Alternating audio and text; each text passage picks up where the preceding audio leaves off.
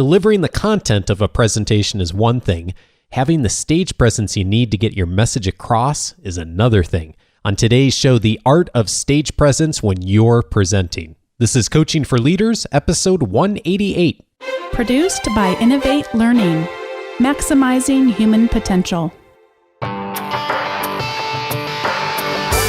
Greetings to you from Orange County, California. This is Coaching for Leaders, and I'm your host, Dave Stachowiak.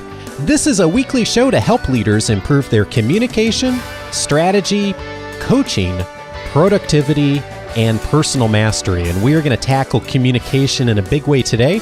We've talked on some recent episodes about presenting, and we've talked on the show before about presenting and speaking in the context of how to structure a presentation, and also what to do to get ready for presentation day a few months ago. But we haven't talked as much about the delivery, the stage presence that you want to have and be considering when you're giving that presentation. And that's why I'm really thrilled to have been introduced to someone who has done a lot of thinking, researching, and most importantly, taken a lot of practical action to help people improve their stage presence. And I'm glad to welcome to the show today Dr. James Whittaker. He's a distinguished technical evangelist at Microsoft. He studied numerous speakers, presenters, storytellers, and comedians to learn what makes them effective communicators. And he teaches the Art of Stage Presence class for Microsoft employees. And he's also the author of the books Career Superpowers, Succeeding on Purpose, and The Art of Stage Presence, both available on Amazon Kindle. James, I'm glad to know you. Welcome to the show. Oh, thank you. It's great to be here. Well, I think speaking of getting started, let's start right at the beginning. I know one of the things that you're a big proponent of when you're teaching people about stage presence is starting strong and really thinking through that opening. Tell me about why is that important, and what are some of the strategies we should be thinking about when we get on stage and really want to make that impression?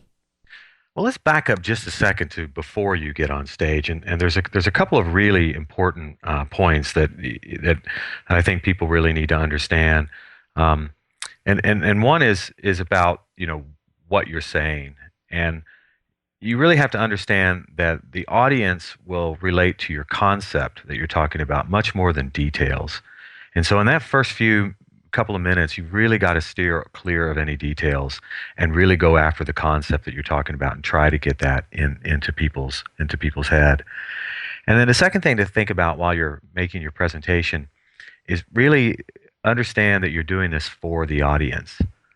This isn't it isn't for you. It isn't for the speaker. I see way too many speakers stand up, start talking about their resume, start talking about their qualifications, and no one cares.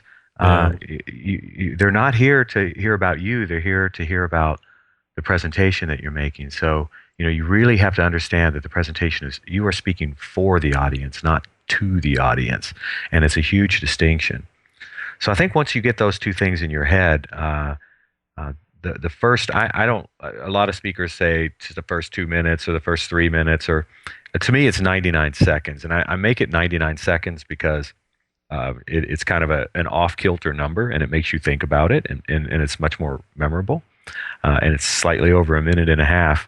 But you've got that time. I mean, that's really the only time that the audience is listening to you without you having to earn it. And so you've got to take advantage of that. And if at the end of that 99 seconds you haven't said something that has inspired them or intrigued them or interested them or informed them in some way, you're not going to get them back. They're going to tune out. There's simply too many distractions in the modern world.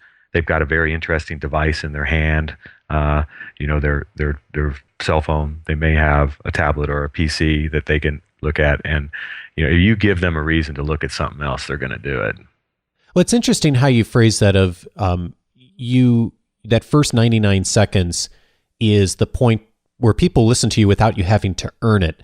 Tell me more about that. What is it that's different beyond that point that really requires you to have then earned people's attention?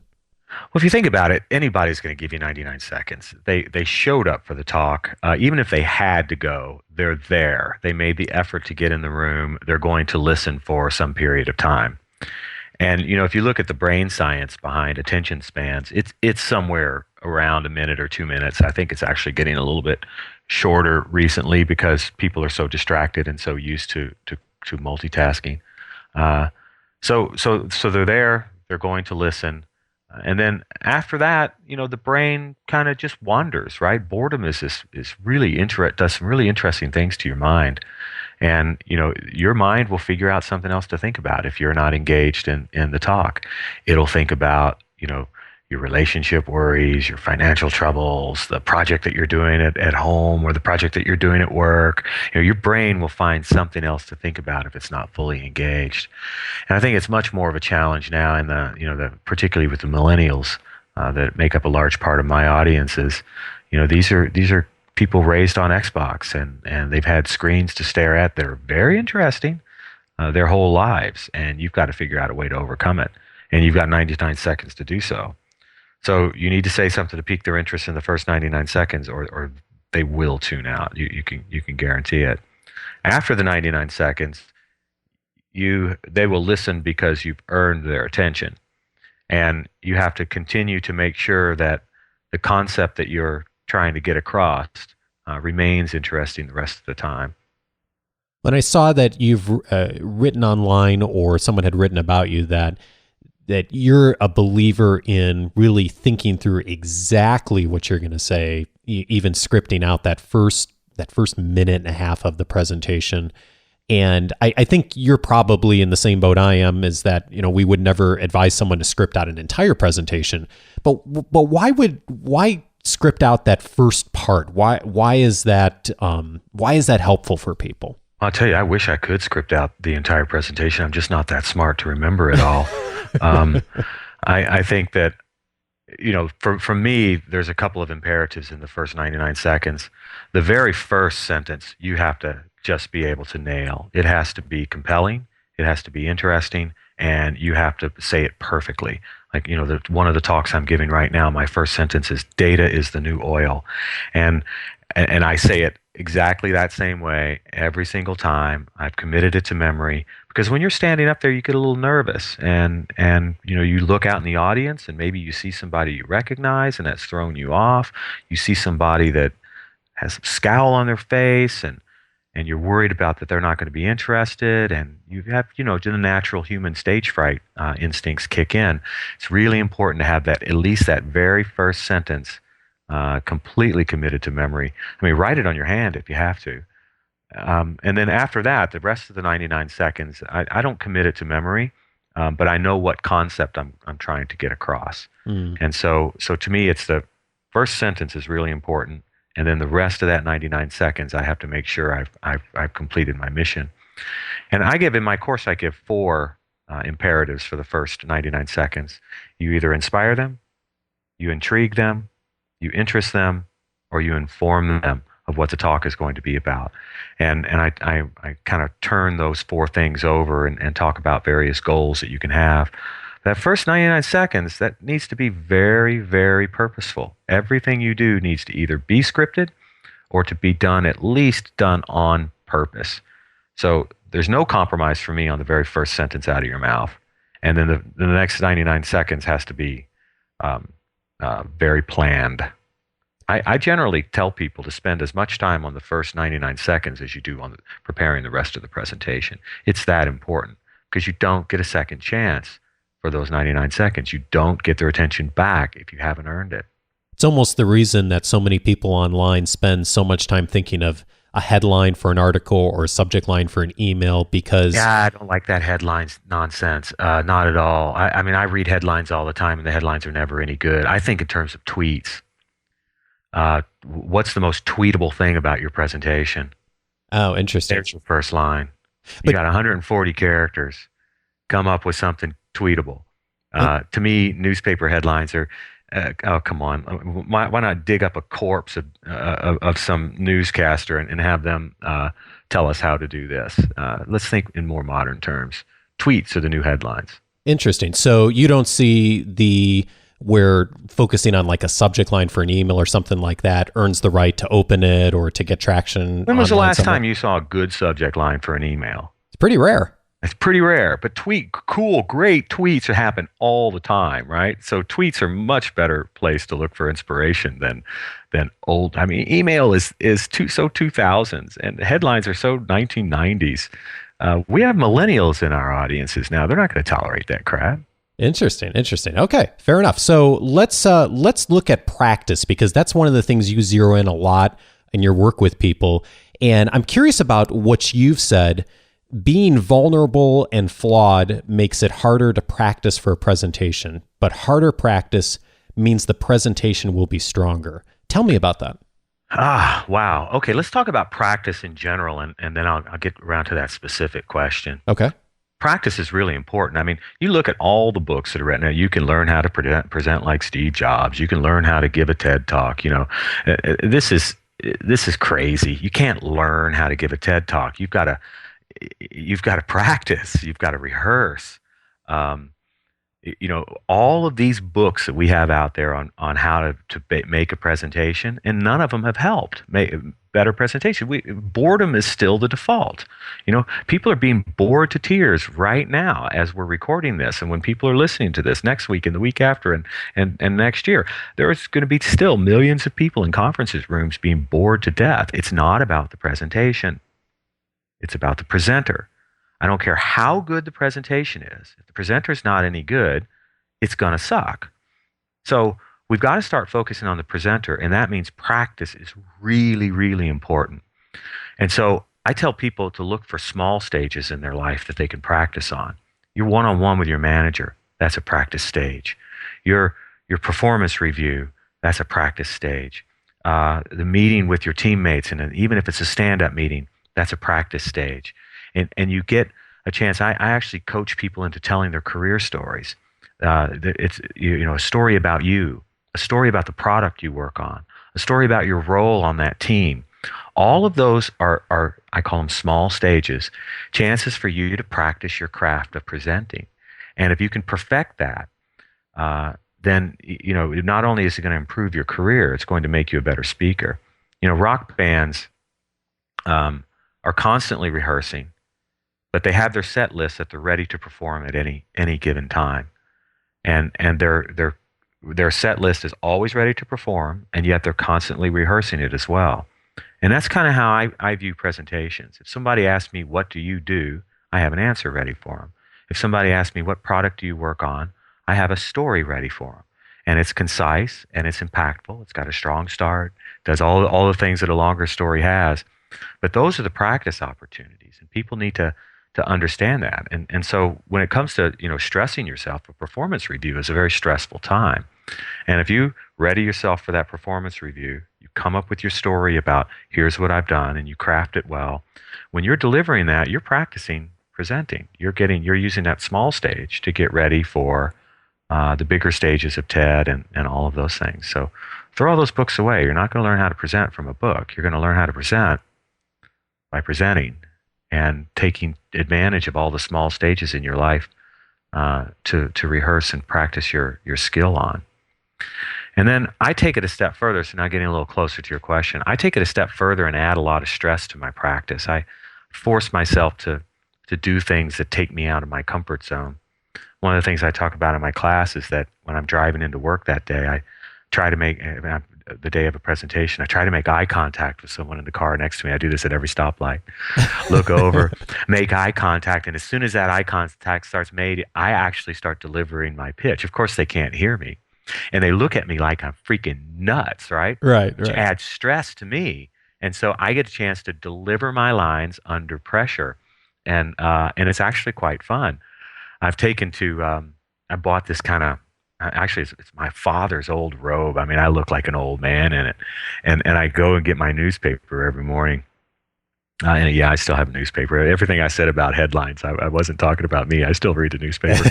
Okay, I see where it's going. And I dress real funny, right? I put these old man clothes on just so I look ridiculous. And I walk out and once or twice a week, I'll see someone walking their dog, and I get a chance to just say, hey, how you doing? And talk to them under pressure, right? Because I don't want to be seen in my father's robes out by neighbors, but it puts me under pressure, and it gets me, it's a way of practicing performance, any performance, while under pressure.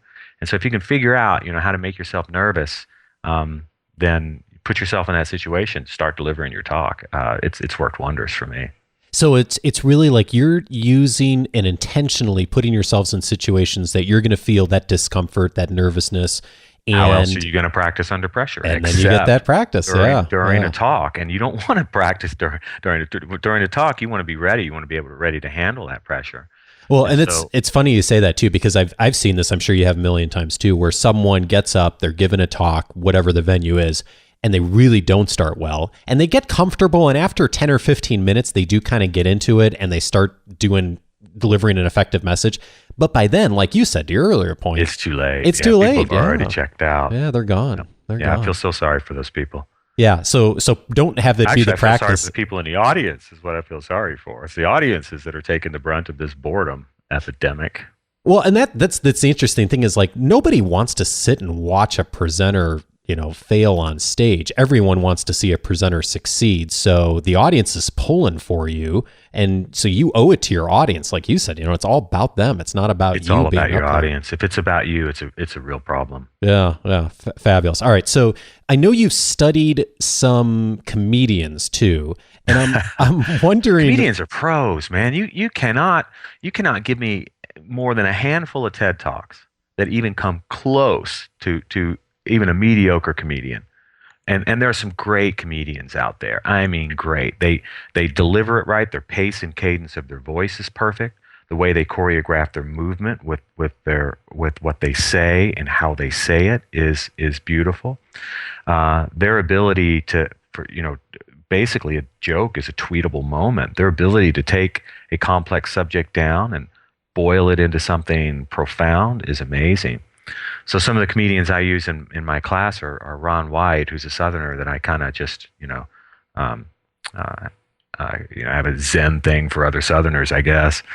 Don Glover, I use Wanda Sykes, I use Amy Schumer, I use I kind of swap these folks in, Dimitri Martin, and their deliveries are so perfect that they're an example for the rest of us. We may never. My intention isn't to be that funny.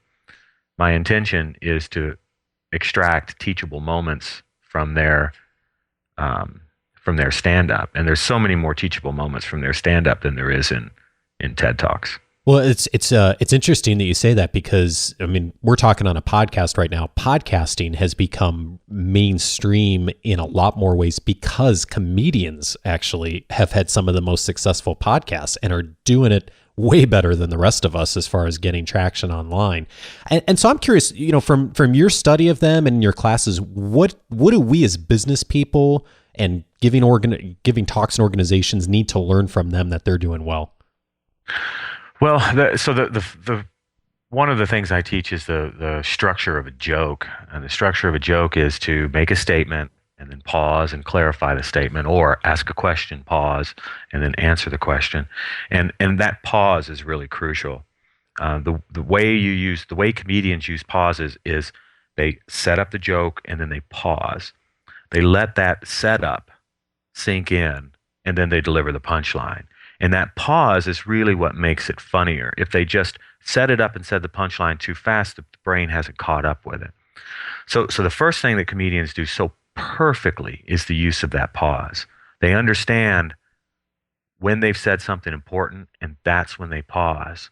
And the more important it is, the longer the pause is. And they might even put in some choreography, the way they sneakily look around at the audience, and then they deliver the punchline.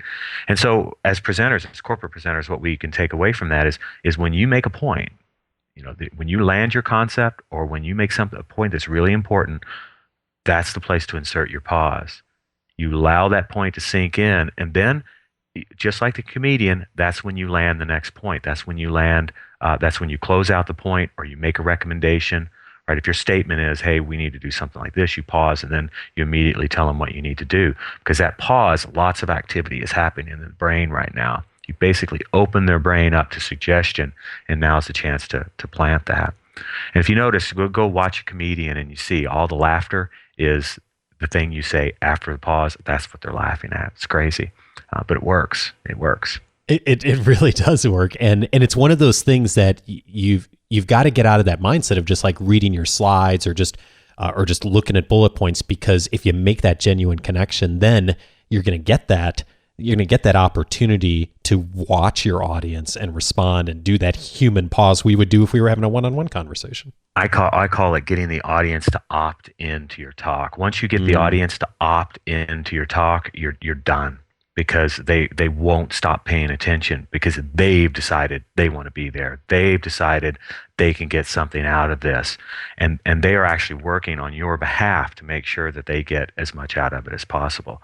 So once you have your audience, once you feel that your audience opting in, as a speaker, you've got a lot more leeway. You can have a lot more fun. You can be a lot more provocative. You can make mistakes. They're going to not care that you've made mistakes in your talk because they've opted in. Nice. So that's it's something to really watch for. When you have that, you can have a lot more fun with an audience. All right. Well, speaking of opting in, I don't think I mentioned to you when we talked earlier that I'm an instructor with Dale Carnegie, and so I've been teaching communications instruction classes for years. And one of the things that we find with new instructors is that they'll tend to run into obstacles when someone in the class isn't engaged. And they'll start teaching a class to one person instead of really, working with the entire room of people. And I know one of the things you've said is don't let the audience steal your energy. And I've seen that happen before. I'm sure you have. Man, it can happen. The audience is I mean, that's why you're there. And when the message isn't resonating, even if it's just with one or two people, many presenters take it personally. Yeah. So what do we do to because that is a real human thing that I still struggle with when I see that happen, as many years as I've been presenting. When you see that, how do you manage that, James? Like, what do you coach people on doing? Well, so I actually, in the slide that I show for this, I show a picture of John Kerry sitting in an audience yawning. And Nice. I'm like, don't look at that guy, right? That guy's going to poison you as a speaker. If there's somebody in there, they're yawning, they're obviously bored. The more attention you give, every time you look at them, they take a little bit of your energy away from them. Don't look at them. If they've checked out, they're not there to you anymore. They're not part of your audience. It is not your job to win them back. You are never going to win 100% of an audience anyhow. So don't try. Now you know who not to try on, right? So take it as a good thing. Now you can take your energy and focus it in other places. And then I show this guy standing up, just kind of dancing in the aisles, right? And I said, that's the guy you want to look at. The people who are the most into it.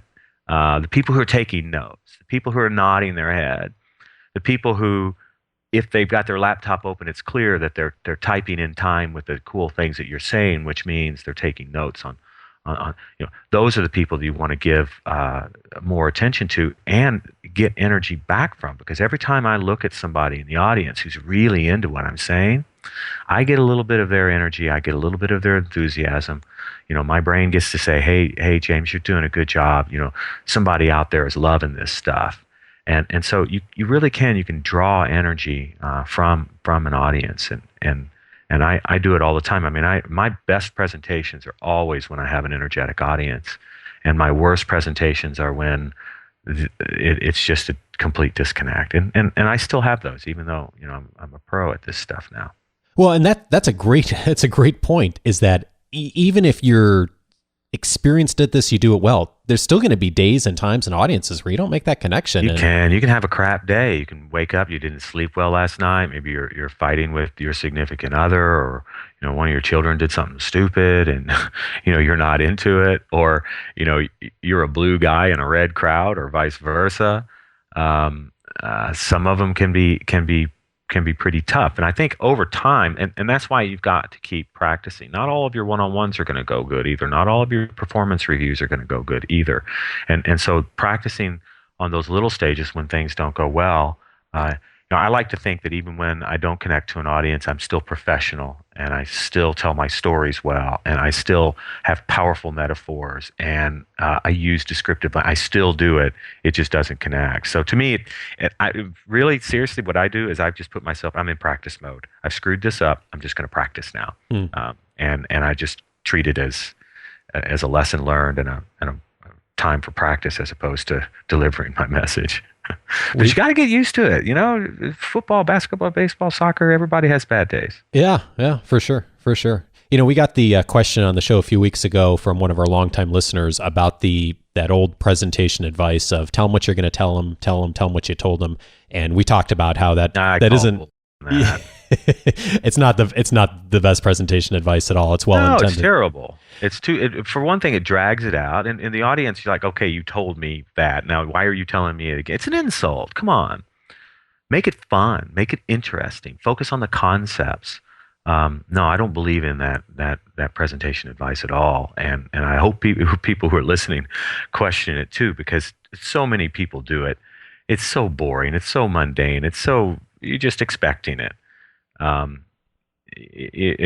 know that stuff that's your father's presentation advice. This is a new generation. And so what you tell people is avoid long and tiresome summaries, because that's one of those things that comes from that. What I tell people is don't summarize at all. If you get to the end of your talk and you feel like you need to summarize, that's your problem, not the audience's. That's your problem for not getting your points across powerfully enough when it was time to get your points across during the presentation.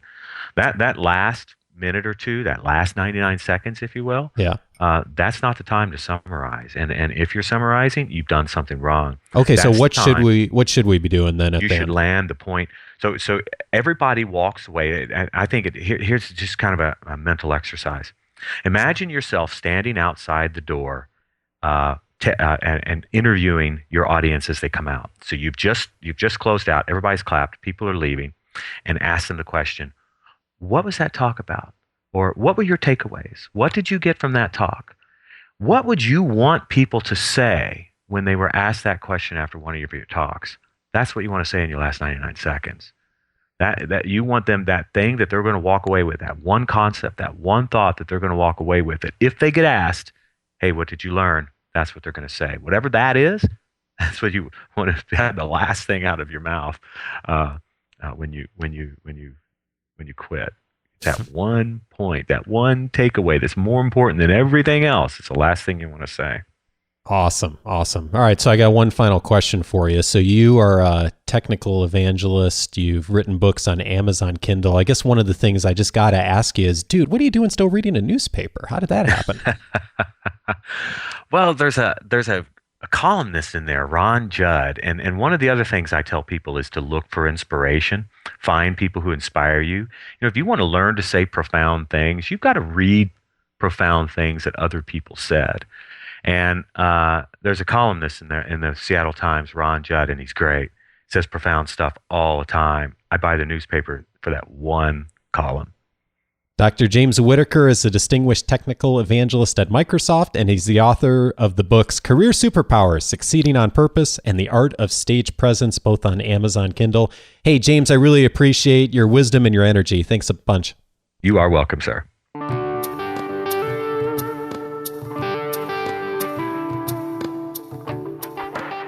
Big thanks to James for sharing his perspective and wisdom with us. I hope that you'll join the conversation too. If you have additional thoughts you'd like to add in, go to coachingforleaders.com/188. That's where you can find the notes and join the conversation at the bottom of that page.